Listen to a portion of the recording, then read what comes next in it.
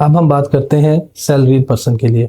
Normally इस मुल्क में मिडिल क्लास अवाम सबसे ज़्यादा, तो बजट में मेरा ख्याल में सबसे ज़्यादा उनका ख्याल रखना चाहिए था। सैलरीड पर्सन को क्या मिला है, इस पर भी एक नज़र डालते हैं। बजट का मेरा ख्याल में सबसे पॉजिटिव हिस्सा ये है कि हुकूमत ने सैलरीड क्लास के लिए नए टैक्स रेट कुछ कम कर दिए। बजट का सबसे पॉजिटिव हिस्सा मेरे ख्याल में यही है, हुकूमत ने सैलरीड क्लास के लिए कुछ नए टैक्स रेट्स लगाए हैं जो पिछले साल के टैक्स रेट से कम है। 22 लाख से 32 लाख सालाना इनकम वालों का टैक्स रेट 23% से कम करके 20% कर दिया गया है। 32 लाख से 41 लाख इनकम वालों के लिए टैक्स रेट 30% से कम करके 25% कर दिया गया है। 41 लाख से 56 लाख इनकम वालों का रेट 35% से कम होकर 29% रह गया है, जबकि 56 लाख से 70 लाख इनकम वालों का टैक्स रेट 32% मुकर्रर किया गया है।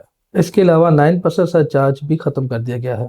यानी कि प्राइवेट सेक्टर्स, डॉक्टर्स, इंजीनियर्स या जो जॉब अच्छी से मुंसलिक हैं उनको बेनिफिट है।